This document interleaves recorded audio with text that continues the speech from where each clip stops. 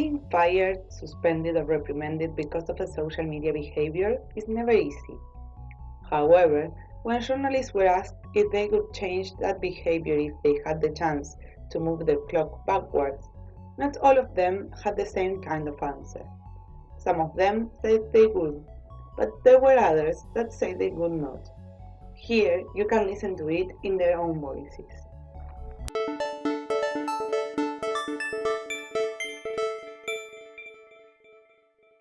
It's hard to say because we're talking about a strong debate here, a discussion. It's not something that I didn't want to do. I don't know what was going to happen after that. If I would write an article in National Geographic about it, if I would have another strategy, well, I would criticize them. That's for sure. It depends of how things were being developed. You know, like how Veja would act after. Veja is the magazine that I criticized them. That's the thing. It wasn't like that I was in a stadium and I said, oh, this soccer team is a faggot, and that my sponsor. It's nothing like that. I was criticizing one magazine because they were racist, and I had my Twitter, but I was Facebook. And I could write, and I was going to go to the Amazon that same week. I was upset for that, to do a story for National Geographic. Maybe I could publish something in National Geographic. That's what my boss told me in National Geographic. Like, you cannot criticize them, but you can write, you are free to write here. So I could write there another thing about the industry. But you know that the impact of one and the other are incomparable. So I was taking like the battlefield there. I would have just disengaged, honestly. I mean, I still have my opinion about the Christian viewpoint on homosexuality and gay marriage, but I don't know that Twitter's the place for me to have that rant. I could just have easily have just let it go and just disengaged and just let him have his opinion, even if it's not a matching opinion to mine, and just let it go. The thing is, I didn't let it go. I latched onto it and got angry about it in public and paid the price. You know? Lo colocaría una y mil veces nuevamente. Porque creo creo que yo siempre he mantenido una postura crítica, o siempre he estado abiertamente apegado al periodismo crítico. Es decir, tú entiendes que tú puedes trabajar para un medio de comunicación que lleva un mensaje determinado y que obedece a un poder, como sucede con la mayoría de los medios de comunicación, ya sea un poder político, bien sea un poder económico, bien sea un poder religioso, porque poderes hay muchos militares, en fin. Tú puedes entender que eso suceda, o sea, que un medio tiene una línea editorial y que se acerca a un poder determinado, pero tú como periodista cumples un rol completamente distinto al del medio. Es decir, tú puedes ejercer el periodismo sabiendo que ese medio se apega a una línea editorial, pero sin alejarte desde el punto de vista crítico e informativo. Y entonces yo creo que es necesario que los periodistas hagan eso más allá del temor que puedan tener de perder su puesto de trabajo, porque si tú no denuncias, entonces no estás ejerciendo el periodismo. El periodismo es denuncia, es informar lo que está pasando. Quizás pudo haber aplicado otros mecanismos, pudo habérselo facilitado a otra persona para que lo denunciara también, pero creo que en mi caso yo lo hice pues como un ciudadano en pleno ejercicio de mi derecho de la libertad de expresión y de decir lo que pienso, y el día que yo deje de hacer eso, pues me estoy condenando como periodista y como persona, porque además creo que me iría muy mal, o sea, me sentiría muy mal conmigo mismo. No, I tell people all the time, I wouldn't have changed a keystroke. I wouldn't have done anything different, mainly because I still, to this day, don't feel that I said anything that egregious. I feel that, all told, I said what I would have told anybody in a supermarket, at a store, in public. And like I said, what I said was not bad at all. So no, I would never have changed a keystroke, not in the least. I mean, policy or not, I can't imagine any policy having been broken that says be nice to a viewer.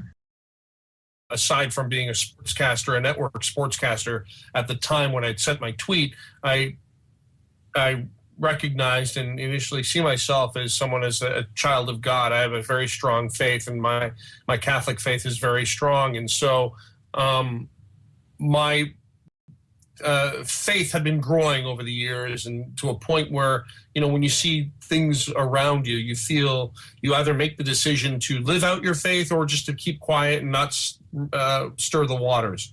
Well, I love my faith. I love Christ, and in knowing the stories of the Gospels and also the 2,000-year history of the martyrology and great men and women dying for their faith.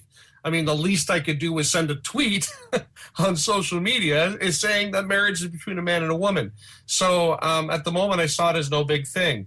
I've been asked that many times. Would you do it again if you knew that it would cost your job? And my simple answer to that is, of course, I would. I would never change a thing.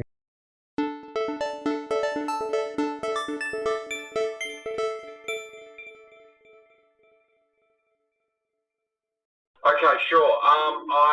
I shut down my Twitter account. That was number one. I did that immediately when the whole thing blew up. I did keep my Facebook page. I considered getting rid of that as well, but I actually find Facebook's a really good way for me to keep in contact with people. My rule now with Facebook is anything that I wouldn't say. Anything that I wouldn't stand on a street corner and shout out, I don't put on Facebook. So that's the filter I run it through now. If I wouldn't be prepared to just stand on a street corner and say it, then there's no need for me to say it on Facebook. No, I really don't think anything has changed necessarily for me. The way I look at things, it's still pretty much the same way.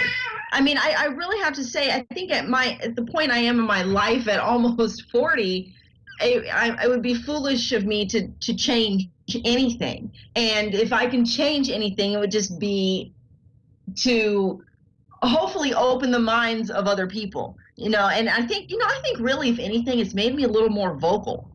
Now that I think about it, it's really actually a very good question.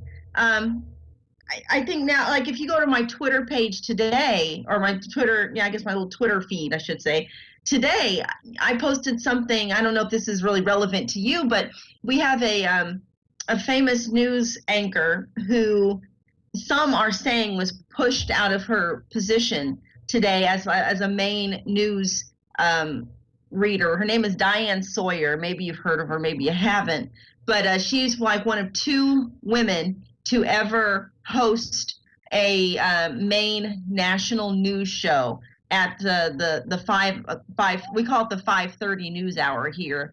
It's when all the national networks have their main world news. She was replaced today by a young white man.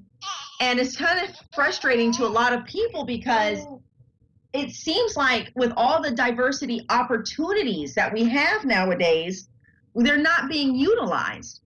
So instead of getting maybe a black man or a Latino woman, they being the TV station ABC, went and got a white man. So now we're back to all white men on the main news hour again. And of course, that really put into question, where is the diversity in the United States? We allegedly pride ourselves in being this big melting pot or mosaic or a salad. Some people call it the big American salad.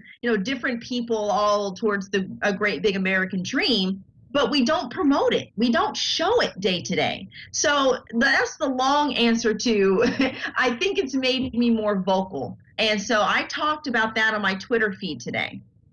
And I don't know if in the past, if I would have, I'll tell you that. I mean, I obviously have my views on it, but I think this whole experience has made me a little more of an activist than I really thought I would have been in the past. I get more attention, but I kept doing the same thing. I'm also being persecuted by one surfer brand because I denounced, I exposed that they were financing missionaries. So I still using, I didn't change that.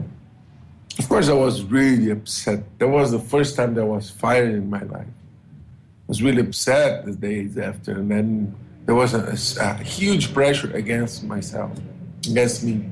And I haven't changed one iota in terms of my social media presence. I still engage people on the hot button issues of the day, especially the ones that the general populace would not necessarily agree with.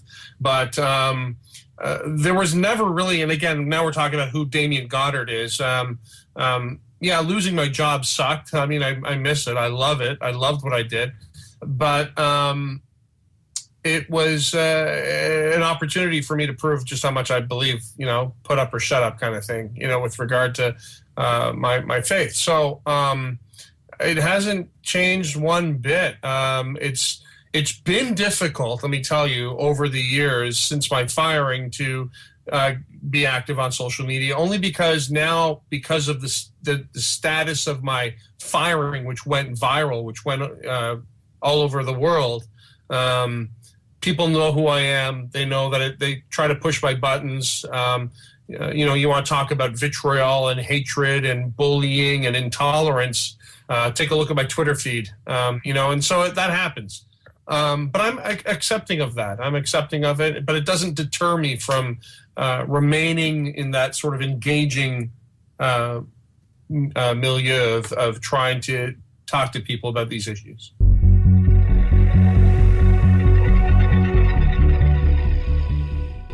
In conclusion, whether journalists perceive that there could have been an alternative way of behaving, or whether they consider there was nothing wrong with their actions, have a significant impact in whether they would change their past behavior or not if they could. Nevertheless, that experience had usually changed the ways they behave online, either making them more vocal or making them more cautious.